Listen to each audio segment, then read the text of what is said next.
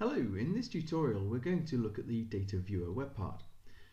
The first thing we're going to do is insert the Data Viewer web part, so as we edit the page we can navigate down to the Lightning Tools Web Parts category and select the Lightning Data Viewer. And we'll add an instance of that onto our page. The first thing we're going to do is hit the drop down and choose Configure Web Part, which will launch the dialog box allowing us to configure the connection to the data source and also build our view. Now there's several different data sources that we can work with. We can connect to Microsoft SQL Server, Oracle, ODBC, a SharePoint list, OData, Business Connectivity Services, external content types, and also the XML data source provider. So for this particular example, we're going to go through and configure a connection to a Microsoft SQL Server. We can go through and click onto the Data Source tab, and that will allow us to specify the server name. Now you'll notice that these options will vary depending on what the data source is. So if we're connecting to an SQL server, we will see the ability to set the connection settings to that SQL server. If we're connecting to an Oracle server, then likewise we'll have the connection settings to the Oracle server. If it was Business Connectivity Services, then we'll be able to select the external content type that we want to use. And if we were connecting to a SharePoint list, then we would have a tree view allowing us to connect to the list itself. So in this example, we're going to provide a SQL Server name. So we're going to connect to the SQL Server called SQL 2016. And I'm going to connect to that using integrated security, and over Secure Store, I'm going to be authenticated. So the Secure Store is something that we're going to cover in a later tutorial, so look out for that. Once we've provided the connection information, we can click onto the blue indicator to refresh the databases, and that will list the number of databases that we can connect to. So I'm going to connect to the Northwind database, and that will return for me the tables, the views, the stored procedures, and give me an option to create a custom query. So in this particular example, we'll keep it simple.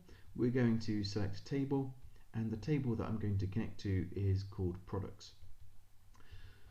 Now that we've set the table that we want to connect to, we can go to the columns tab and begin to build our view.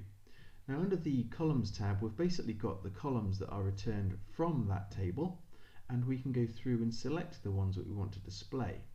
So I'm going to select all here. I don't necessarily need to see the category ID. I don't want discontinued to be my first column, so I'll drag that down to the bottom, but everything else can remain as is. We could group by some of the columns if we wanted to. What would make sense here is to perhaps group by the discontinued column, so we can see everything that is continued and everything that is discontinued in separate categories inside the view. We also have the option of applying sort criteria, so we can sort by any of the columns. And notice that if we do sort by more than one column, that we can set the primary and the secondary sort in the top right hand corner here. We've also got the ability to perform some aggregate functions, so this is especially useful if we are having some grouping, so we can show these aggregate functions at the end of each group, and we can also apply filters as well. And there's two different types of filters that you can set. We can set a filter on each column, or we can also do advanced filtering. Now the filters, you'll notice as we click onto them, will respond to the different data type of the column. So sometimes you just see a value box. If it was a date time column, for instance, you would see the ability to select today as a checkbox, and so on. The advanced filtering would allow me to filter across multiple columns, and we can specify an OR. So as we add multiple conditions, we can select different columns, and that would basically be an OR filter across multiple columns there. We can also create a calculated column, and we're going to create a calculated column here, and we're going to call it VAT for value added tax. We can select the data type for that, which is going to be a double, and this will allow me to select an existing column from the table, insert that into my expression box, and we can multiply that by 0.2, which will be 20% tax. So we'll click on to save, and that VAT column has now been added to the list of available columns, so I can select it, and what would make sense would be for me to drag it and drop it down next to the unit price column. As we move on to the display tab, we can go through and set some data formatting. So the unit price column, for instance, we would want to display that as a currency, and likewise for our VAT. We'll leave everything else as it is. The column alias, we may want to add some spacing. So notice, for example, that the product name column doesn't have a space in it, so we could go through and add that space as a column alias. Likewise for some of the other columns as well.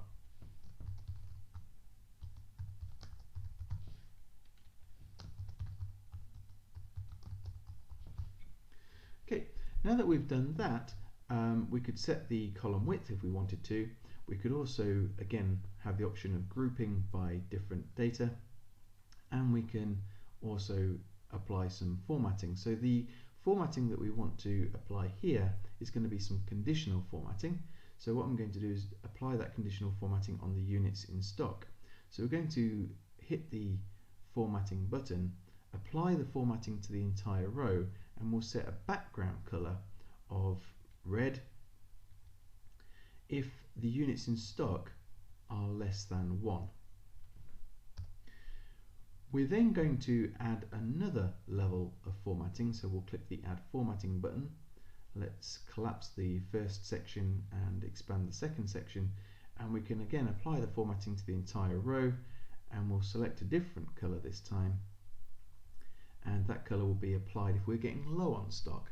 So we will set this to be greater than 1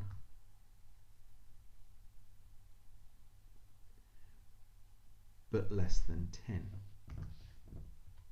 And we can change that to become an AND or an OR. In this case we would want that to be an AND. So we'll click on to save, and that's our conditional formatting set. We can also display the number of items per page that we want to show, where we want those pagination controls to be.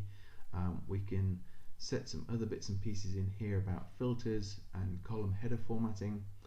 We can also set the column name that we want to become a hyperlink in order to open up the item, and we can also do things like insert, edit and delete items as well.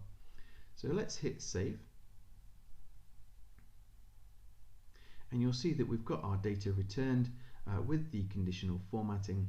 So the Chef Anton's Gumbo mix is completely out of stock, and therefore we have the orange formatting, and we can see that we're getting fairly low on the Northwoods cranberry sauce. We only have 6 of those in stock, so it's got the yellow formatting, and you can see as we scroll down through those 50 items that the conditional formatting is applied, along with the currency data formatting on the unit price and the VAT column that we created. Now, as we save and close this, you'll also notice that we can go through and edit some of these items. So let's take a look at this aniseed syrup. We'll click onto the edit link for the aniseed syrup, and it is also discontinued, but let's take out some of that stock. So we'll set that to be 0, and we'll hit save, and as we do that, notice that the conditional formatting is applied there immediately. You don't have to have the edit and the delete, so if you don't want to have those controls, then you can just simply remove those. And you'll also notice at the bottom here is an Add New Item button. Once more, that can be configured to be at the top of the Data Viewer web part if you so choose. Okay, so that's a getting started with the Data Viewer. There's a number of other tutorials within inside this series where you can see connecting to business connectivity services. We'll also jump into Secure Store for authentication when you're connecting to SQL. And we'll also have a look at joining multiple Data Viewer web parts together in order to reflect the one-to-many joins in the backend database. Okay, thank you for watching.